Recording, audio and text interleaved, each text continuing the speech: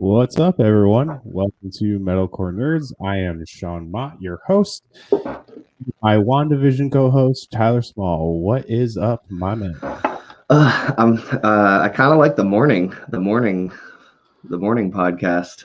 So Yeah? I'm like a morning person, so I'm doing good. I mean, I'm the same way. I'm always up early. My dogs wake me up to feed them and walk them, and Yeah. so I am used to the early mornings, and I usually go to the gym and stuff. Today I didn't, but I canceled my membership like as COVID got kind of worse, but I did, and I had got some home weights, but I feel like I haven't used them as much as I wanted to. But I've been so busy doing all this other extracurricular stuff, so yeah. it's like my time between work has been like I'm always streaming or interviewing or recording something lately, but I definitely have to get the SpongeBob marshmallow arms back up to par, Yeah, that's for sure. I'm just trying to be in shape, being over 30 now, so trying not to feel like I want to die every day, which I haven't in a while, so that's cool. Yeah, it's like oh man, what? It's like an old car. Like what's gonna break today? Oh my god! How was your week? Did you watch anything this week or anything? I actually have just been like, I mean, me and my girlfriend are keeping up on The Servant, and we're watching that show. Fuck, I forgot the name of the show. It's that show with like not Aaron Taylor Johnson, Aaron Paul, where he's like in prison. He was put in prison when he was 19 wrongfully, and it's like that.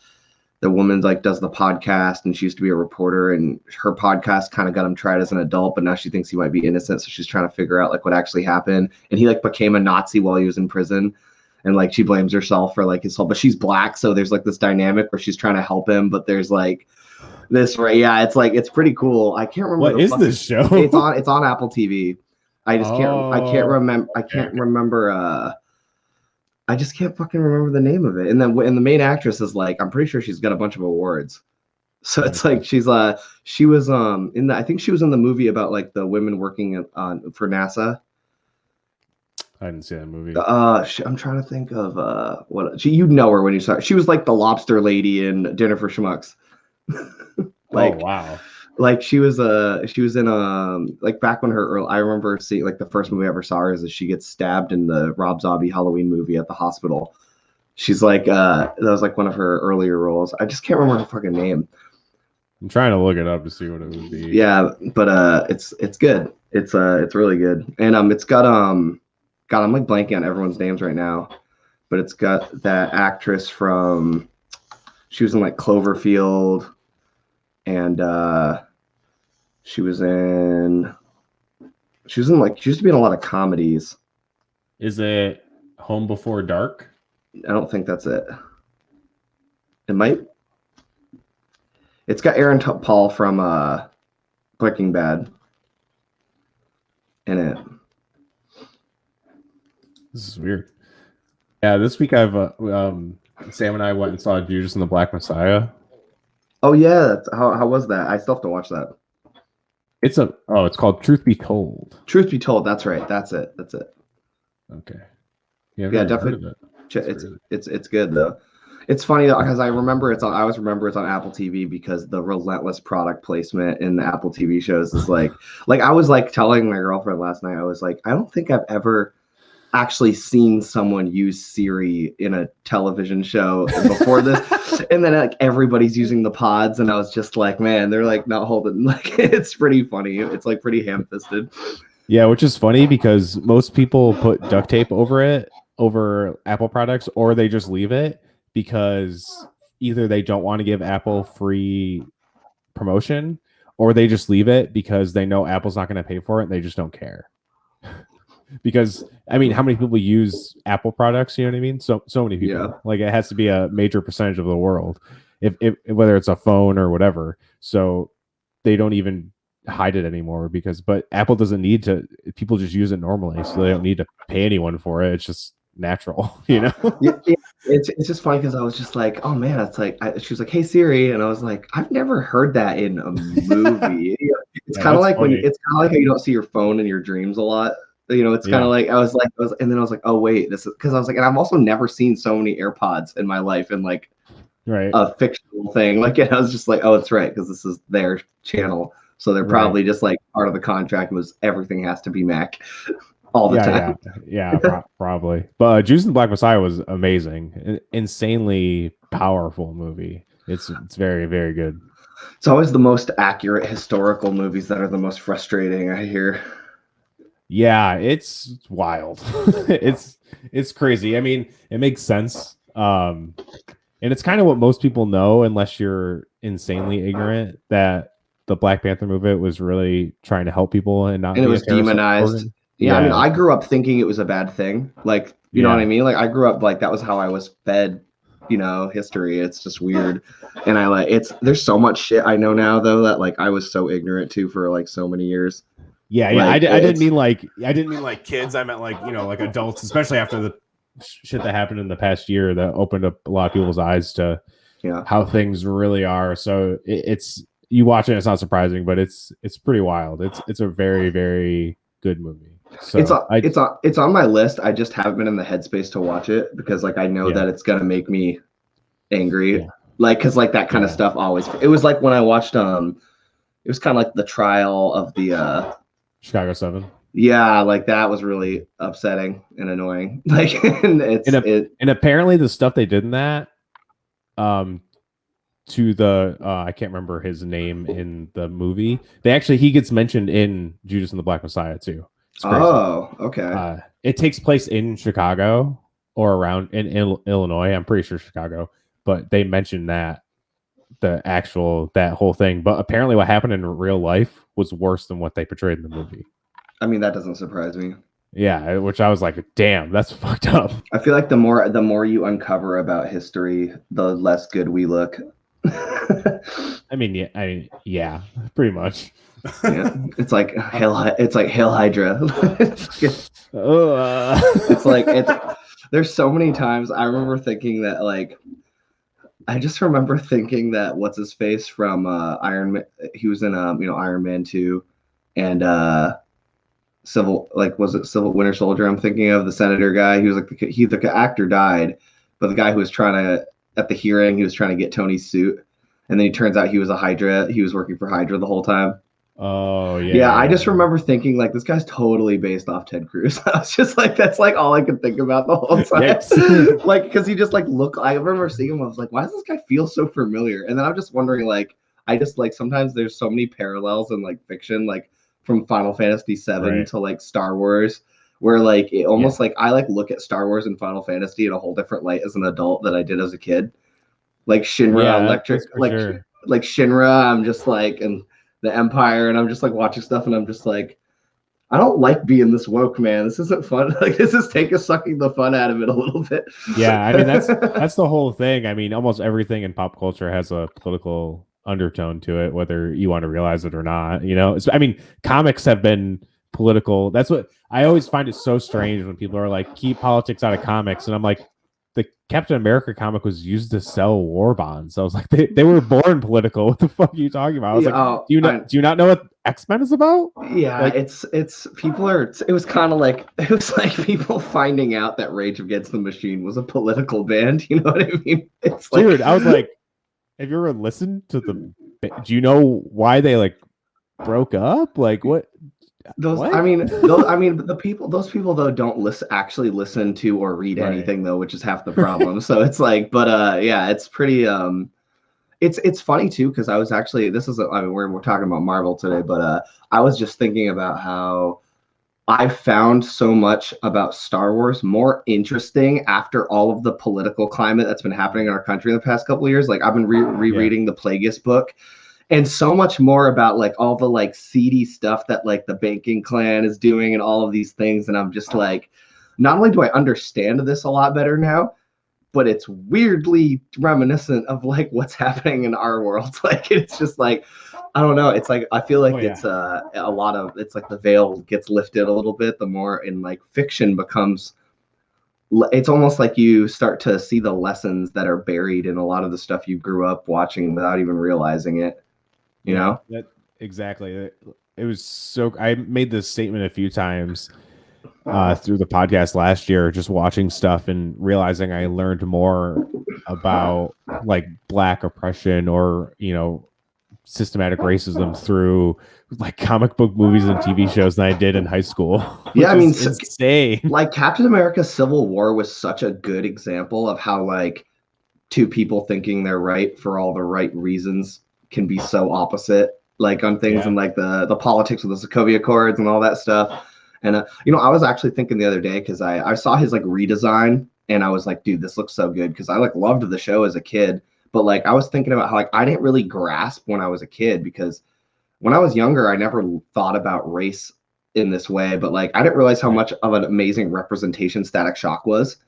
You know what I mean? And like that whole show was built around like that culture and that like and it was like I was like, wow, like I never when I'm watching it as a kid, I'm just like, yeah, fucking Static Shock, like this is sick, like blah blah. But I never really my brain never clicked. I was like, oh, most of these characters are Black. Like it's like you don't see this a lot in cartoons, like you know, and it was just really cool to kind of see how like the comics that we grew up loving were always kind of doing right by social, you know, stuff like that, you know, from Black Panther. I was just reading that thing about how like was like I guess the editor wanted when Black Panther came out, the editor was like, oh, we want more white people in it. So the next issue, he just had Black Panther fucking up the KKK. So it's like, so it was like, that was like a cool little tidbit I found out. So I don't know. I always found that stuff interesting. Yeah, that stuff is really cool. I guess this show is about WandaVision, so I guess we should talk a little bit about WandaVision. I know this feels a lot like our first podcast we did where we just talked about other stuff for an hour. That's all right. I like a nice little intro, you know what I mean? So let's talk about our overall reactions, like a little non-spoiler talk, just a short thing before we get into the meat of the episode. For sure. It was fucking awesome. I mean, it was like it was probably, I mean, I feel like every episode has been my favorite episode as it's come out. But I mean, obviously, you know, it was my favorite episode. I really loved getting to I really felt like we're now diving into the magic world of Marvel. Like really, really, like really. And it's also, I feel like the first time we've gotten to kind of see, because you know, I know they're talking about how this is going to be a much different MCU with the shows and with this phase. And they were talking about how, and I was saying in one of our previous podcasts, how like I think it's going to feel more like comic issues where you're getting to see all of the worlds constantly crossing over and dipping into each other, where like up till now the movie's kind of focused around kind of like different subgenres of like movie. It's like, this one's a magic movie, this one's about spies, this one's about, you know, this and like gods and Norse gods and shit. And now we, you know, getting to go from like Salem witch trials to like the sword base in the same episode, going from like, oh, we're doing sorcery and magic tricks, and then we're like, oh, like the government, and having those things coexisting in the MCU and like tangible together was kind of what I was waiting for and what I was looking forward to with the TV series, was like just kind of having all of the, like they spent 10 years building this world, so now it can all start bleeding together. And it's pretty sweet. And I mean, you know, I'd say like my final non-spoiler thing was like, most of my favorite characters, I had to wait like pretty much 10 years for them to all start getting spotlight. Like Winter, you know, Spider-Man, we had to wait forever, was like my favorite, you know. Winter Soldier, you know, he got to get in there, but like now he's going to be getting his own show, you know, Scarlet Witch has always been one of my favorites, and Quicksilver, and you know, like Quicksilver kind of got fucked, but Wanda's really becoming like, I feel like a pivotal character that I feel like she always needed to be. And I'm just really, in this episode, I feel like really made her, I feel like she's now going to be like Iron Man favorite amongst everyone now. When I feel like some people, not as many people, you're going to see the Scarlet Witch cosplays flying off the handle in the next couple of years. You know what I mean? And then Doctor Strange is now like the center of the whole thing. So I'm pretty excited. I mean, like on my desk right now, I have like Thanos, Doctor Strange, Scarlet Witch, Spider-Man, and Bucky. those are like my favorite characters. And now they're kind of the center of like the universe. So I'm just really excited about all this. And the episode was just fucking, the whole backstory, it was all so dope, but we'll dive into that. What about you? Same. This definitely was my favorite episode. personally, I've dealt with a lot of loss in the last few years. So this episode was insane to me that something like Marvel would touch on something like this. And I thought it was just the swings they're taking with this show are unbelievable. I know it's not for some people, but I don't know. I think people are too used to being like, handheld through stories and stuff. And now the MCU is definitely, they don't care about handholding. They haven't cared since Endgame.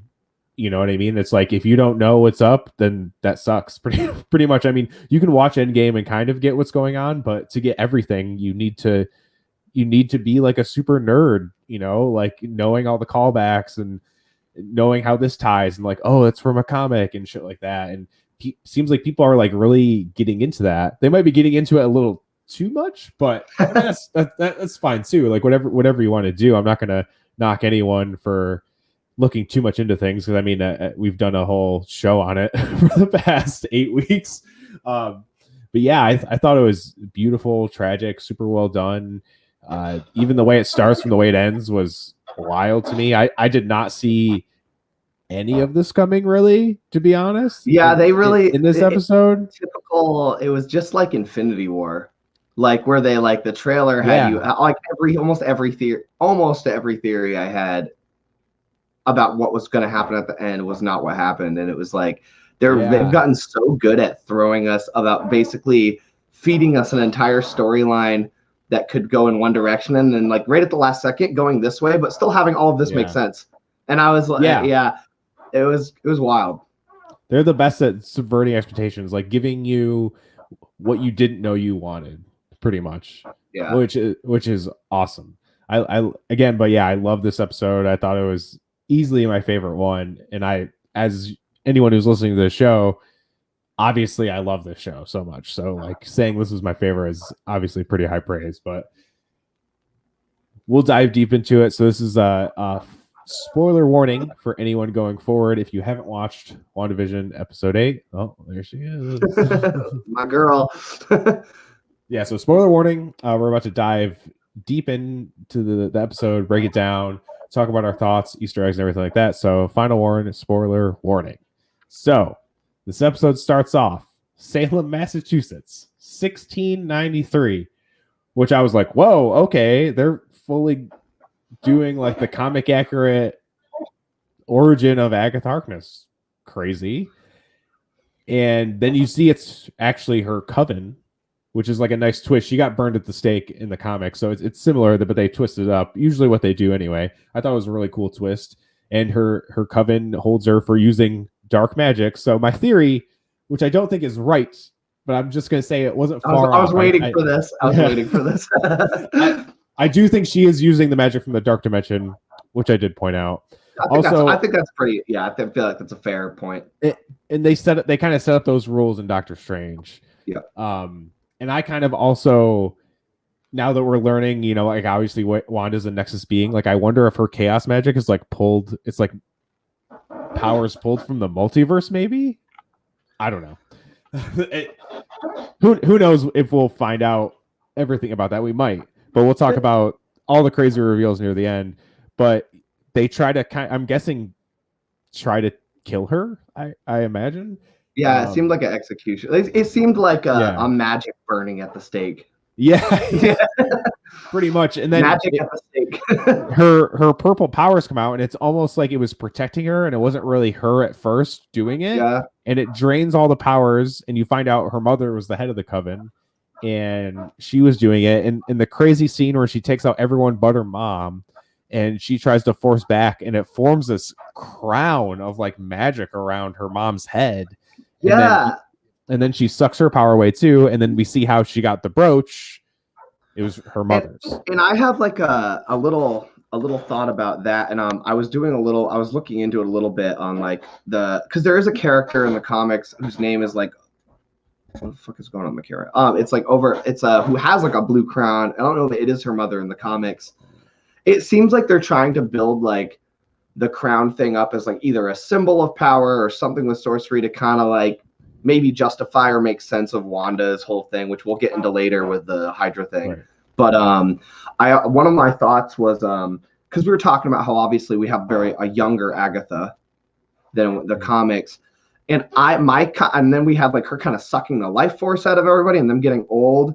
I wouldn't be surprised if, you know, sucking the life forces out of people or whatever is kind of how she stayed young all these years. Or maybe if it's like a Game of Thrones Red Witch kind of thing where she is secretly old and maybe the brooch or something just makes her look younger. Oh, so like, because maybe she is the old woman that we all think, and maybe that's how it all. And like when she finally dies or whatever happens, we'll get to see the real face, kind of like we had the Game of Thrones reveal.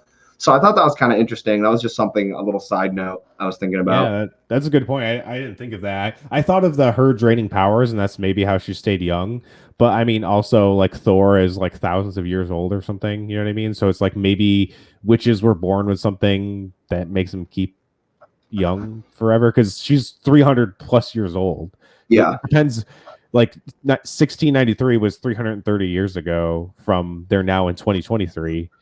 But we don't really know how old she was in that scene. She could have been like 30, 40 or something. So she might be closer to 400 years old, but she's old. Yeah. Sorry, my TV just like my monitor shut off. I was like, what the fuck? It got darker all of a sudden because the light from the monitor went out. And I was like, And then it flashes back. Yeah, it flashes back to the basement where we left off in last week's episode. And interestingly enough, there's something about this fucking rabbit. That's all I'm gonna say. There's something with this rabbit. We kind of touched on that, and I mean, like, unless like it's kind of like what we were talking. What was the thing? It was like it could be the name is either a nod or a hint. Yeah. So, Senior Scratchy could be Nicholas Scratcher's son, or Old Scratch is another term for the devil. I mean, and obviously she's like showing off all this magical powers.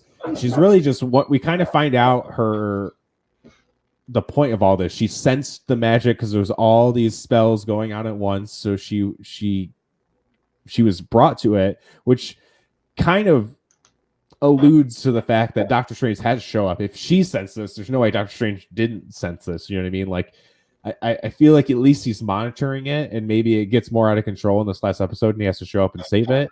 We'll talk more about what the next episode could be near the end. Yeah, because there's a lot of contenders now in this final showdown that we're gonna see. Like, we have like 6 different people who could be in this whatever fight is gonna happen, and without spoilers. Again, we'll get to that as we get to that, but yeah. So Agatha really just wonders how she did all of this, just like us. Like, how did this all happen? Because she's saying, she did the transfiguration spell, changing the cicada to a bird, and she's saying like this is just basics. And she talked about the runes and how it's like a basic protection spell. She's like, how do you not know the fundamentals? But you basically created a pocket reality. She's just wondering how she's so powerful. Yeah, and she feeds the rabbit the cicada, which rabbits eat plants. Yeah. So there's definitely something up with that fucking rabbit. I don't It's not a rabbit. Like, I don't think it's a rabbit. Definitely not. It's probably like a transfiguration, or maybe like Mephisto or Chthon or something is trapped in the rabbit, and she's trying to find a way to bring it back. I don't know. Some kind of flirking thing going on. Like, yeah, something's going on there. And then she also mentions that Pietro or Fietro, which I love. And she goes, "That was you." And she goes, "It wasn't literally me. More like my eyes and ears. It was a something possession. It was some weird word." And then possession, which I'm not going to rule out. Is Fox's Quicksilver? Yeah, I'm not ruling that out either. Like, right, I'm holding on to that until they prove me wrong. Yeah, I really want that to be true. Because like, there's got to be a reason we didn't see Aaron Taylor Johnson in any of the flashbacks or anything. Like, we saw him in the footage previously on. Yeah, we didn't see new footage. Oh yeah. You know what I'm saying? So I'm like, I was a little curious about that, and she does mention him that he's in another country and full of holes, which was rough. It does feel too like Agatha's obviously a bad, but it does feel like she obviously was trying to be good at one point. I think there is definitely a Loki kind of dynamic to her where she might not be all the way evil. I feel like it's more so I agree. She's out for herself. She I tried to be gentle, you know what I mean? Like I think she's kind of like admires Wanda as much as she wants to fuck with her. Yeah, I think she's very intrigued by Wanda. Yeah. You know what I mean? Eric Voss from New Rockstars had this theory that she may have lost someone, and that's why she was so surprised when the twins, when Sparky died, saying like, you can fix the dead, and she goes, you can. Like, she was actually genuinely surprised, and like, maybe that's what she's trying to do. She's trying to get so powerful to bring someone back, which could be Mephisto or some other maybe she just regrets demonic being. Maybe it's her mother. Oh, maybe. Yeah, that's a good point. That's possible. It didn't really seem like she wanted to kill her. It's almost like she didn't have a choice. Yeah, so I could be good. Like, it's cool seeing an actress being in such a serious role too, because like I was just thinking of her in Step Brothers. Oh yeah. like I'm just thinking of her pissing in the urinal, being like, "Stay go, pony boy," and now she's like a serious. Oh my god. It's just like, I haven't seen her in a serious role yet. That I can think of. I don't think I have either. It's mostly just been comedies. It's like Kristen Wiig being Cheetah kind of thing. It's like, but she was something else too. I think it was it the Mars movie with Matt Damon? Is what I'm thinking of. But anyways, whatever the fuck. Anyways, she might have. I don't know. I didn't watch that movie, to be honest. Oh, it's really good. Definitely check that out if you get a chance. It was great. I liked it a lot. But yeah, so it's she's been a cool character. I'm interested. So we're leading into the flashbacks. Yes. Agatha does mention that she'd rather fall apart than face her truth, which is the second, direct kind of saying like, hey, you need to face your truth, kind of like what Monica did last episode. Yep. And she takes a piece of her hair, and kind of like what Doctor Strange does to Thor and Thor Ragnarok to find Odin. And then uses a spell to bring back, and she says, now it's time for some real reruns. And we go back to Sokovia when she was 10 years old. And this explains the sitcoms. It also debunks the theory that the woman and the man in the commercials were her parents, because obviously they were not. But it was a fun theory while it lasted. Just throw another one in the garbage and set it on fire like the rest of our theories. It could still be adopted. I mean, maybe. That's all I'm saying. I'm not ruling out Magneto until I have to. Oh yeah, me too. But I don't think that guy's gonna be Magneto. No, I meant I just meant like we still don't know that Oleg. Oh, right. Are her biological parents. Yeah, for sure. But they've also been Magneto's kids and not Magneto's kids in the comics. So a million times, seriously, a million times. So whatever they do is comic accurate, even though most people only know them as being the children of Magneto. Yeah, it's been done, redone, undone so many times it's hard to keep up. Then we go and we see that her dad used to sell TV show DVDs, and we see why this was all sitcoms. It was her comfort thing. It's how she learned English. It's what they had TV night with her parents. And you see in his briefcase, there's I Love Lucy, Malcolm in the Middle, which I guess if you go when she was 10, it would have been like 1999 or something, and Malcolm in the Middle didn't start to 2001, which is kind of a nitpicky thing, but whatever. I think it was just kind of showing like, oh, this is why every episode was like this kind of show and everything like that. And then she said her favorite is Missing, which ends up being Dick Van Dyke Show, which obviously the first episode is completely based off. They brought in Dick Van Dyke himself to consult on the making of the show to make sure it was as accurate as possible. And the episode they played, which some people point out that it's actually the wrong episode she said, but I guess someone else double checked it, and in the DVD collection is listed like that. So all you people trying to call out that shit, don't be a dick. Don't be a dick. Don't be a dick. Leave Wanda alone. Protect this show. The episode is actually about this crazy thing where he watches Dick Van Dyke watches the sci-fi show, and it's like aliens trying to keep humans from creating technology, which is obviously kind of, and then they get stuck in this like parallel universe, which they kind of reference in that first episode, like, oh, my husband and or like my wife and their flying saucers, and there's been like a lot of like weird alien references throughout everything, and obviously Hayward is creating technology, which we'll get more into later. But I hate him. Yeah, so we find out the why sitcoms. That question answered. A lot of questions were answered in this episode, and then the fucking bomb hits, kills their parents, and then you see Wanda and Pietro hiding under the bed, and the Stark bomb hits. The beeping and the red light, just like the toaster in commercial one. It definitely confirmed. I mean, all of us kind of thought that, you know, the commercials had to deal with Wanda's trauma in some way, which definitely they all did in some way or another. And you see Wanda reach out, and then Agatha pulls her out of the memory and says, you used a probability hex, confirming that Wanda had powers before the Mind Stone. This is crazy. Yeah, I mean, it was like that definitely changed. Like, I mean, it doesn't necessarily mean, I mean, because the whole mutant Wanda thing I felt like was always a little vague in the comics, like, because she's like a mutant, but she's a sorceress. Yeah. And it was like where one bled into the other was, I felt like, a little hard to wrap your head around sometimes. So what do you I was talking to my friend Ryan about this, and I think it can be seen one of two ways: that the mutant gene, like mutants existed the whole time in the MCU, and like the Mind Stone experiments on Pietro and Wanda amplified their powers, kind of really put them into hyperdrive, and the whole snap theory of the energy going across the world could have done the same thing.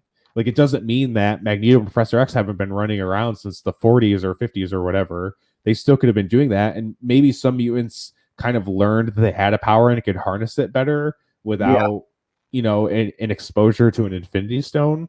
But this huge surge of power kind of awoken it in everyone else. It's possible, or it could be kind of like, because her magic is kind of cursed on her by Chthon in one of the runs of the comics. So maybe she was a sorcerer, and then when she hit the Mind Stone, it kind of gave her like telekinesis and stuff like that. But that's kind of like a weird, confusing kind of thing. And that's the mutant thing might be more probable, but again, we don't know. The whole Mind Stone thing, I feel like they need to clear up a little more too, because it doesn't explain how Pietro got powers. I think it would be the same thing. Like, he had dormant powers too, and that's why he survived it, because he had this gene, which I've brought up the Wakanda Files before, but it said they had like a genetic predisposition, which could be the X gene for all we know. Mm-hmm. And it kind of just amplified the powers. Like, maybe he was super fast, but not godlike fast until got exposed to the Mind Stone, and then it's like boom, you know, he becomes Quicksilver.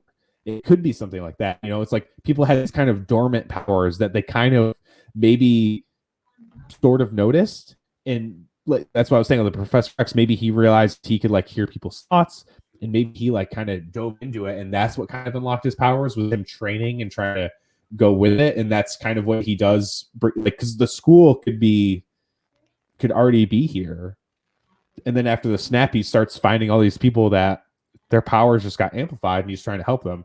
But I don't know. It definitely kind of, because that was the big thing with the whole snap theory.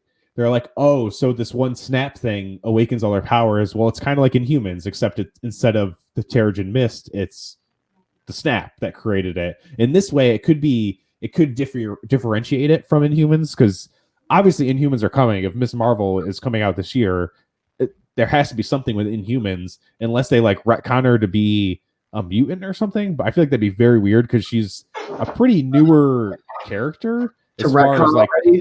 to retcon and say she's not an Inhuman, especially after the game came out and she was the main character and an Inhuman. It would be kind of weird to make her not an Inhuman, but I guess we'll wait and see. But I did find it very interesting that she had powers beforehand. That was really, really cool. And it's like, and it's weird because I know they just said we weren't going to get the X-Men for a while, you know, so I'm just wondering how much they're going to slow roll all that. Yeah, I think they might, especially with Falcon Winter Soldier going to Madripoor. I feel like they has to. It's a very big X-Men related location. I feel like they might have something, some character kind of come in and tie in with that. They might not. It might just be them using Madripoor and creating another fictional location like with Wakanda and Sokovia and stuff. Yeah. I guess I'll have to wait and see with that, obviously. But yeah, I don't know. I guess I think it might just be kind of like introducing, like, this is kind of setting the framework for mutants a little bit. I still don't know if they're going to say mutants in the last episode. They might. I really don't know. But I really think it is laying the groundwork for it. And then it'll kind of start coming in slowly and slowly. Because, like, we know they haven't even announced an X-Men movie. Like, they've announced Fantastic Four and everything like that. But we'll have to wait and see how it goes. Well, the other thing too is like, when it showed her like the vision of her Scarlet Witch costume, it was like, was that a view of her future? Is that really where she got that idea in her head for the costume, or was it really a Sokovian fortune teller? Like, was that like, is she gonna have that? I'm hoping she suits up by this next episode.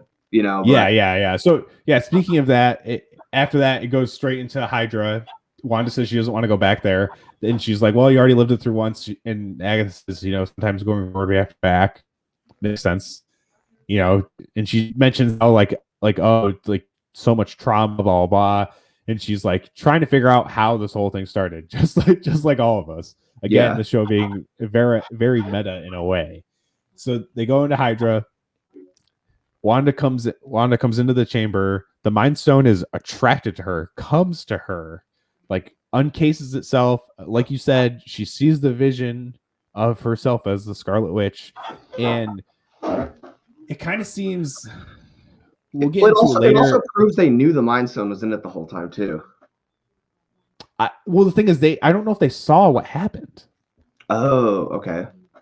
I don't really know. I don't know if it was kind of like in Wanda's head, but it like actually happened to her or whatever. I don't really know. Because when they kind of try and watch it, we see when they go to watch it back, the CCTV, That's right. Yeah, it like glitches, which explains why the feed in earlier episodes when Sword was trying to watch it glitches. It could be like a side effect of her magic or something, or just like she's so powerful that she doesn't want any trace of it, and it like just cuts off technology or something. It's her powers are crazy, but her powers are subconscious and like and passive almost. So her seeing that, it could be seeing like an alternate reality version of herself. It could be seeing herself in the future, or it kind of, the way it sets up at the end, it could kind of like the Scarlet Witch could be like a mantle that's been held through, the whole thing of time, and she's like the next one. Well, that's definitely like, I feel like what they were trying to tell us at the end. What I mean? It definitely was like that means you're the thing, like you're the chosen one. I mean, it was like that was definitely what they seemed they were getting at. Yeah, so. And then we see her in like a cell watching TV again, watching more sitcoms. She's watching the Brady Bunch, the episode where they have the doll, which is the same doll that Vision practices changing diapers on in the third episode, I think. And then Agatha brings her out of the memory again, and she says what we all have been saying. I have a theory, but I need more. Yeah. Yeah, I think that's them trolling us again. Yeah, it was amazing. I think it's just hilarious at this point. Then we go into the Avengers Compound, which is after the events of Age of Ultron, probably between Age of Ultron and Civil War in that time frame. It's probably like right when they first moved in. Yeah, so probably like right after Age of Ultron. Yeah. Because you see in the end, that's when them are like, they're at the Avengers Compound training and everything like that. And we see that Wanda's watching Malcolm in the Middle, and Vision comes in, and they have this conversation, which this whole set of dialogue is probably my favorite set of dialogue in the entire MCU. Might be top in like a lot of movies or shows for me. It was really good. Incredible. Wanda's, Vision's like, I would like to help, if you want to talk about it. She goes like, why would I want to talk about it? And he's like, oh, it might bring you comfort. She says, the only thing that's going to bring me comfort is seeing him again. She just said it feels like she's drowning. Every time she gets up, it's like a wave splashes over and knocks her back down again. And then Vision says the best line easily written in the MCU: "What is grief if not love persevering?" Fuck. Yeah, it's seeing him, and also like coming from his character, who's like he's like growing and learning to experience emotion as a whole, and like seeing his analytical grasp of the situation while also like getting to see it in a way that like someone who is too emotional might not be able to see it. Right. It's almost like it's a whole perspective no human could have almost, because we're so wrapped up, and he's like trying to understand it while trying to like not justify it, but like relate to her, or logic, put logic to it. Yeah. And and it's just like, and then you get to really see like their bond begin. Yeah. Like how they really start to fall in love. Like Wanda even says, this is the first home Vision and I shared together. Yeah. Which is amazing. And then Agatha's kind of like really pushing at her. You see her kind of wipe away a tear, like she's actually like connecting with what Wanda has gone through, which I thought was a very, very nice touch. And she really starts to push Wanda, being like, hey, like how did this whole thing start? Like, you lost your parents, you lost your brother, you lost Vision. You had the one thing that wouldn't bring you back this time. You didn't have Vision. You just wanted him. And then we go right into Sword headquarters. We kind of see the full out scene of what Hayward showed us in that clip, but it's very different. Wanda just wanted to give Vision a funeral. She said, he deserves it. I deserve it. Yeah. Then they show the camera footage of like Hayward seeing her and obviously talking to the front desk guy. And I loved the moment where she like looks through the camera to see him, kind of like she did with the drone. Yeah. Very, very cool. And they go and they're like, oh, let me beep you in. She's like, nah, I got it. Opens up the door by herself and goes into Hayward's office. He just says, I want to bury him. And he's like, let me show you this. And then we see the scene of Vision's body getting pulled apart. Again, a nod to the Vision Quest run in West Coast Avengers, and which we learn now. We'll talk about later. This show is very tied to that run, which they're tied to a lot of runs, but that run in House of M are probably the closest they're pulling inspiration from, I would say, with others like nods from other runs as well. But you can see Hayward is like really trying to provoke her, in some way. And they're like fucking sanding down his face and shit like that, pulling it apart. Which, another thing, when they pull apart his arm, you see this like meshing. It's hexagons, of course. It's hexagons. And she's like, I just want to bury him. And she's like, well, he's the most powerful sentient weapon alive. I can't allow you just to take him. It's my legal and ethical duty to get rid of it, which is also, it's the thing with the Sokovia Accords, like that's part of the laws in it and everything like that. And then he mentions that, not everyone has the powers to bring their soulmate back online. She says, sorry, bring him back to life, which she's just like, I can't do that. Like, that's not what I'm here to do. And she says, like he wants her to, though. It's almost like he wants her to. Yeah. Yes. And she says, he's all I have. And he says, that's the thing, Wanda. He's not yours. And he also mentions that I can let you bury $3 billion worth of vibranium. Yeah. Which is kind of a fair point to some end. It is like the rarest precious, it's the most precious metal on the earth. Like, we don't know if adamantium exists yet, but exactly. So she obviously, this sets her off in a way. She breaks the glass like we see in the video, and you kind of think like, oh, she's just going to steal Vision's body. Hayward tells the men to stand down, like we were alluding to. It's like he wants her to take the body and bring him back online for him. And she really just goes over there. She kind of like uses her magic around his head and says, I can't feel you, which is obviously a callback to them saying, I just feel you in Infinity War. And I'm pretty positive the music being played is the same score or a similar score to Infinity War when she has to blow up his fucking brain, which that like ruined me. Yeah, that was rough. It made me so sad. And again, I'll say it again. I'll probably say it again next episode. motherfuckers go back and watch Infinity War. It's gonna be the most heartbreaking scene ever now. I want, and as far as going back too, I feel like, because I always liked the movie, but it got so much hate. But I feel like it's kind of like Revenge of the Sith now, where everybody's going back and appreciating Age of Ultron for how good it was now. Dude, I feel like this whole show has brought a lot of validation. Yeah, I've always been a proponent for Age of Ultron, and I thought it got a lot of hate it didn't deserve, because that sets up Infinity War and Endgame and Civil War. Like, those movies would not make sense without that movie, regardless of things you might not like in it.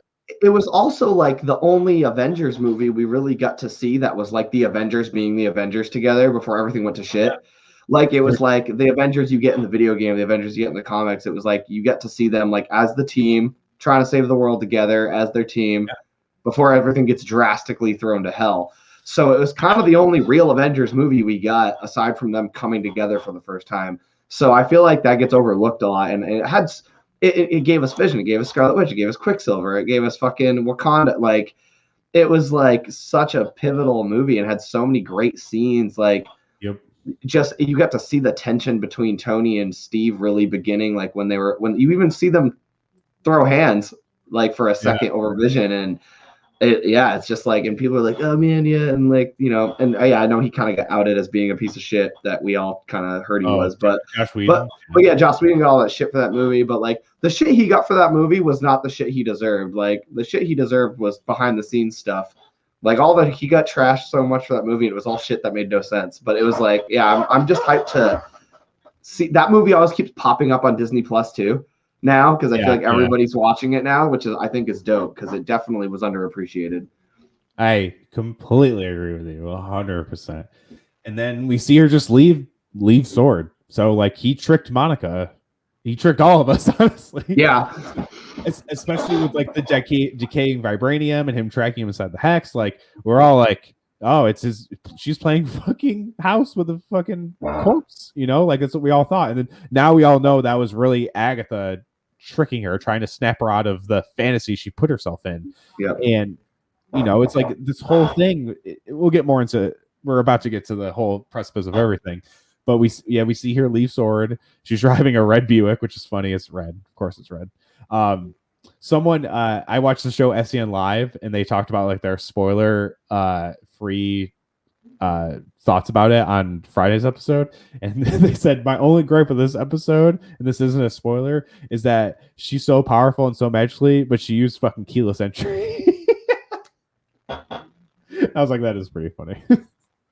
Yeah, I mean, she's got a pretty nice whip, like, all things considered. Yeah, some people were like, oh, she's got a fucking Buick, and, you know, Tony Stark and Steve have Audis. Like, what the fuck's going on? And I'm like, dude, it's not like she grew up in a poor ass country. I'm sure this car is amazing for her. Like, lay off her. Well, she's also kind of like low key still considered like a terrorist by the government to some ends. You know what I mean? Like, I feel like she's not being treated like the hero she kind of is fully. No, I mean, none of them really have been. You know what I mean? Like, all the Avengers kind of are treated like it's like a double-edged sword from, you know, the government standpoint, for sure. And then you see her drive into Westview, and you see Westview's pretty run down. You see a lot of the people that are involved in the hex and everything like that. And then you see her drive up to this empty plot of land. She opens up the envelope she had in her car that you see in the passenger seat, and it's a deed to a plot of land with a heart that says, "Where we can grow old in V." Dude, I was like, no. I was like, this episode is just like trying to break all of our hearts. Yeah, like, it was, and you really feel how alone she is. Yeah, dude. You know, and I'm guessing the heart is a reference to the heart drawn in the calendar. Yeah, in the first episode, you know what I mean? Like, they're like, oh, what was his heart? You know what I mean? And like, kind of explains it. God, it's making me flash back to all the things I was thinking the first episode was telling us. Like, fuck, man, it's crazy. And then we see how everything starts. Wanda just breaks down, screams out in like pure pain and agony, creates the fucking house from nothing, and it pieces it together kind of like they've done this with a lot of the visuals in this show, but it's piecing together in puzzle pieces, kind of like that House of M cover with Scarlet Witch's face being pulled apart in puzzle pieces. And then another burst goes out and it fully changes the town. You see a billboard change to Westview Dairy Farm, which is the milk she was drinking in last week's episode. There's another billboard where it changes to Lagos paper towels, which says clean it up in a snap. Obviously, probably a reference to Thanos. And, you know, you see everything turn. You see her create vision, which is crazy because her magic turns into yellow like Mind Stone power and creates vision. And then she steps into the world, full Dick Van Dyke 1950s world. And this definitely makes the first episode heartbreaking. So it makes the series more and more heartbreaking the more they peel back the layers and reveal. Yeah, I just like, I don't know, man. It's so much happened. Like it was just like boom, boom. It was almost like they just dumped the answers on our heads. Like, and it was kind of like it debunked like 20 theories in 30 seconds. You know what I mean? It was just like, right. And then all of a sudden, you know, we're back to like, okay, sweet. So now we know how and why, but like, what is really going on though? Like beyond all this, you know? And that leads us to, I guess, kind of the climax. Yeah. And then it kind of reveals that she's on like a studio set. Agatha's clapping, and then she snaps and disappears. Much I was like, oh, that bitch had to snap, didn't she? I was like, and then you hear the kids yelling. She goes back, she goes out, and it's, you know, she's in the neighborhood of Westview. She's holding the kids with her magic, like strung up, which I think might be kind of a nod to how Master Pandemonium held the twins like sock puppets when they were pieces of Mephisto's soul. Maybe not, but kind of a cool visual. And she says, you know, you don't know how powerful you are. You're dealing with chaos magic, and says you're the Scarlet Witch. I know. We finally get to hear it. I was just like, you know what I mean? Like, my mouth was just wide open. When she said chaos magic, I was like, it was like Leo, like, and then she was like Scarlet Witch, and I was like, it was kind of like that the fucking WW meme where he's like, like you're like I was like as it's just like going back, and then like my eyes lighting up, like yeah, fucking crazy. You know what? Yeah, the end credit scene is your eyes lighting up. Yeah, so we get her mentioned the Scarlet Witch, like we were talking about earlier. It's kind of like, it's almost like she mentions it's a myth, kind of like it's some crazy mantle that I was waiting for her to say you're a Nexus being. Like that was that's what I thought she was gonna say, like you're a Nexus being, and I would have been like, but they went up to me. You know, I was thinking the same thing. I was like, oh, she's gonna fucking say it. But yeah, like, and Agatha's like fully decked out in crazy witch makeup, her full fucking outfit that was teased in the Agatha All Along segment and everything. Like, dude, this is nuts. So fucking cool. This whole episode is awesome. And then there's no please stand by at the end. It just ends. The villain is gone. It's vanquished. Yeah. Which I didn't notice until I watched it the second time, and I was like, "Oh, well, no, it does. It happens after the end credits." Oh, does it? I believe so. Maybe I'm wrong. I will have to double check. But yeah, so which speaking of, yeah, we get to the end credit scene. It's Hayward at the new sword base or whatever, and they're saying, "Oh, it's ready." And he goes, "Finally." We go inside. They explain that all we needed was a little bit of Wanda's magic, and they have the Stark drone that was still covered in her red chaos magic, and then we see it in a machine. They power it up. I mean, it reveals that they have created the White Vision. Fuck. Yeah, like we said this whole time, they tricked us because we thought Vision was inside the hex, and the reason he couldn't leave is because, like, oh, she's only alive because of Wanda's powers, which is true, but we didn't think that there'd be two Visions simultaneously, which is nuts. Like, this is crazy.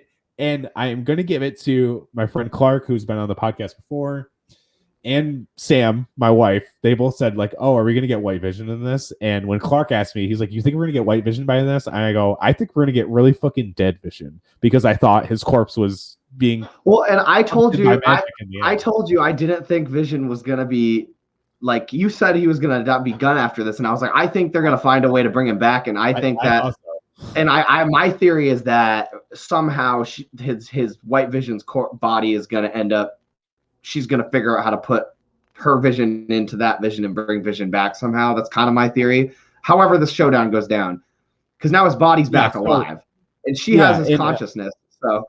Yeah, another shout out is that my friend Felipe, who I've mentioned before, he's also been on the podcast. He was talking to me. He's like, "Oh, I bet that they get combined."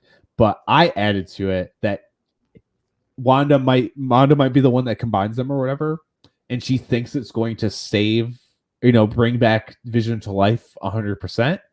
But I think even if they do combine it, it kind of just makes him not a weapon. But just like in this West Coast Avengers run, it makes him like the soulless emotional Vision. Like he doesn't remember Wanda exists, that the kids are his kids, anything like that. Like I feel like it like saves him from being this like crazy mind controlled weapon by sword. But he just has no recollection of Wanda's existence pretty much, which to me is way more heartbreaking than him dying again. Yeah. I mean, but it's like she seems to be able to like manifest his personality, so she can probably give him his memories, and like all he would have to do is like go through a log of everything that happened, and like he could there's probably a very easy way to upload like Jarvis, they're kind of like Jarvis, like whatever his memories and everything that happened is all somewhere, whether it's in her, but she's like her powers she's omnipotent almost, so it's like who's to say she can't just put his consciousness back? But I think your idea does make sense. Yeah, I feel like it's not going to be as clean like that, and it ends up being like there's no way she can. It makes it so she like loses Vision, but like in the worst way, that he's there but not there. It's Vision, but it's not Vision. You know what I mean? And that gets him. It seems like, and it also seems like Paul Bettany fucking trolled us. And this is another thing, like now we're trying to kind of figure out, piece together how this finale is going to go, because I have a few theories. The Vision thing was one theory, but like really what the fuck's going to happen? But I think Paul Bettany was trolling us saying like, oh, this actor I've always wanted to work with. We really had fireworks on set. I think he was just talking about himself because he's going to be playing alongside himself. I still think there's going to be a big reveal in the last episode. I do too, but I think the one Paul Bettany was mentioning personally was him, which is hilarious that he trolled us like that. But I do think, and my friend Ryan, who I mentioned earlier about the mutant theory, he keeps thinking that Mark Hamill is the cameo. And I'm like, dude, you need to go like read that review, because the interviewee like baits Elizabeth Olsen being like, hey, is there like a Luke Skywalker level cameo? And she's just kind of like, yeah, there's some cool reveals, kind of. It kind of got blown way out of proportion, kind of like the aerospace engineer, which we could still get a cool reveal with. I'm not really sure if we're going to or not. I hope we kind of get like a tease of like a name tag or something. At least give us Doctor Strange, man. It's like I think that's gonna have to come play at the end. And like you said, it's like, so is it going to be like White Vision versus Hex Vision, the twins, Monica, Wanda, Agatha, and Quicksilver? Quicksilver? Like, is it going to be all of them versus one? Yeah, and I'm trying to figure. I mean, I think we're gonna see like Vision on Vision. I think we're gonna see Wanda. I think it's gonna be like one of those like Kingpin, Bullseye, Daredevil fights where like Agatha's fighting Wanda, Vision's fighting Vision, Vision's fighting Wanda, the kids are fighting Vision, and then Quicksilver is running around fighting Wanda because he's still possessed. Or she figures, dude, like think about this reveal. She fucking figures out how to like unpossess Quicksilver, and then Quicksilver and Wanda team up on Agatha, bro. Like there's so many cool things they could do. And I'm still waiting for the. Oh yeah, like I feel like that has to happen, even if it's an end credit scene or something. Yeah, like it has to happen. He's like, it's like Wanda, you have to come with me. The multiverse is at stake, like something like that, you know. Something like I do think it ends with something with her kind of like House of Ming this reality throughout like the whole world or universe or something, and it kind of like rips a hole in the multiverse or reality itself. Something crazy is going to go down. I don't really know how it's going to go down, but that makes it more exciting. Like we said with this episode, I did not see how this episode played out. Definitely didn't see that coming. They did show the Incredibles-esque photo from the next week's episode of like the family all teamed up like in a fight, and so we're gonna get to see Wiccan doing some shit and stuff, which is awesome. Yeah, which is very, very cool. I'm pretty excited for just like what. Oh man, it's good. We're finally gonna. We haven't seen a fight scene really, so it'd be interesting to actually see that. They said by the end of it, you'll get to see the whole action. MCU. We saw Vision shooting his forehead laser in the original trailer, so we know there's like something's going on. And Monica, and then you forgot about Monica, like almost for a second. Like she's, maybe it's Monica versus Quicksilver. They have a setup so like it could be Vision and the kids versus White Vision, Monica versus Agatha. We could get like a Voldemort fucking Dumbledore style fight with them, like all of them just doing stuff. Which that was like the coolest scene in the entire Harry Potter movie series was the Dumbledore Voldemort fight. Like when he like spits the fire snake and like has like the glass shards, dude. I don't even like Harry Potter that much, but I was like, that shit was wild. Yeah.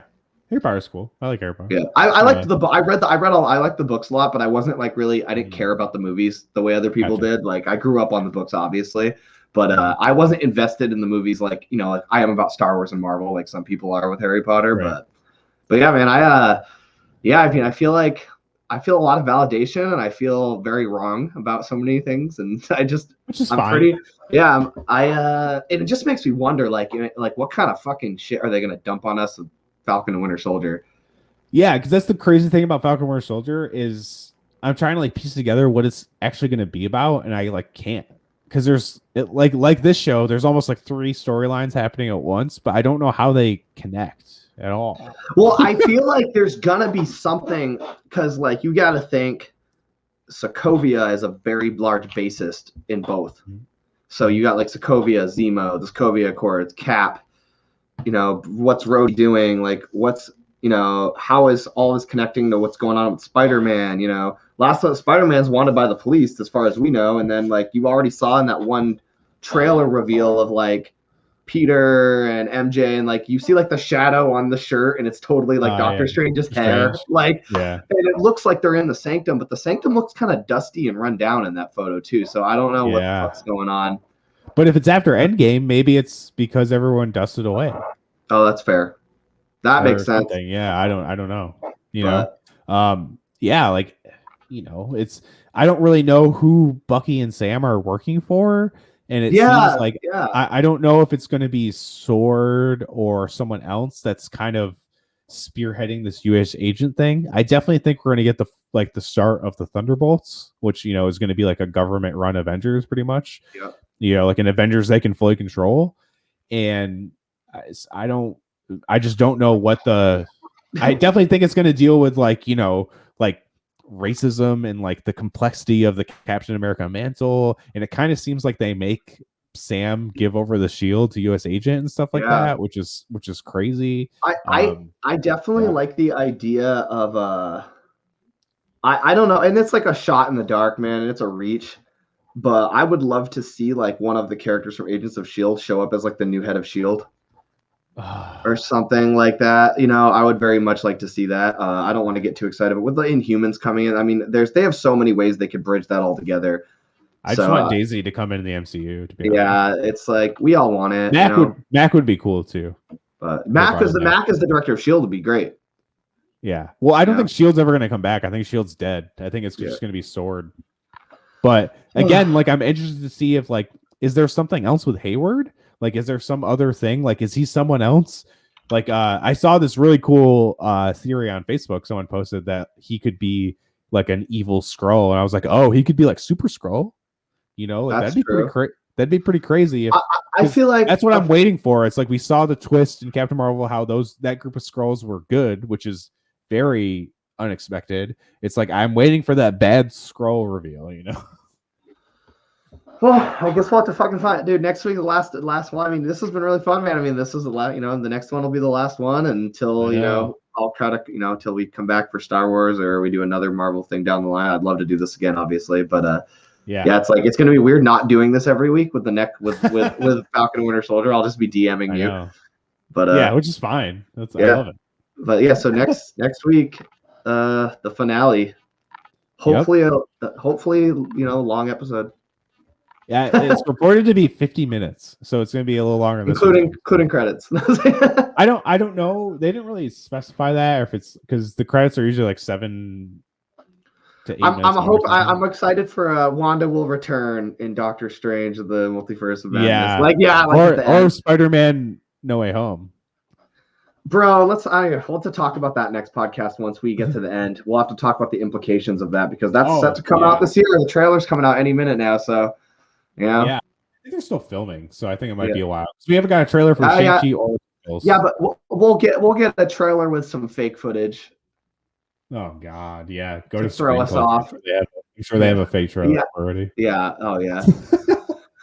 But all right. Well, awesome. If you want to support the podcast, as anything, social media at Metalcore Nerds. If you're watching this on video form, hit the subscribe button, hit the like button, hit a comment with any of the theories you guys have. You can join the secret Facebook group and join in all of our conversation about nerd news from every walks of life, from anime, video games, whatever. We talk about everything. Memes. It doesn't matter. Lots of memes. Yes. Also memes. Tons of memes. And if you're listening to this on audio form, hit the subscribe button or the follow button, whether you're on Apple Podcasts or Spotify. If you're on Apple Podcasts, leave a review. That'd be awesome. That helps the podcast grow. And until next week, we'll talk about the craziness of the finale.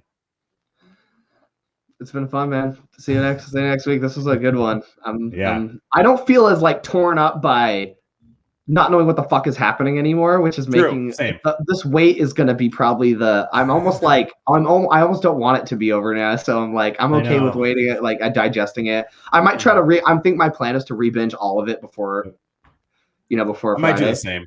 But I usually try to watch the episodes 2 or 3 times, then I watch a bunch of breakdowns and see if there's any cool things I missed and stuff like that. And but yeah. Awesome, guys. Well, see you next week. See you later, buddy.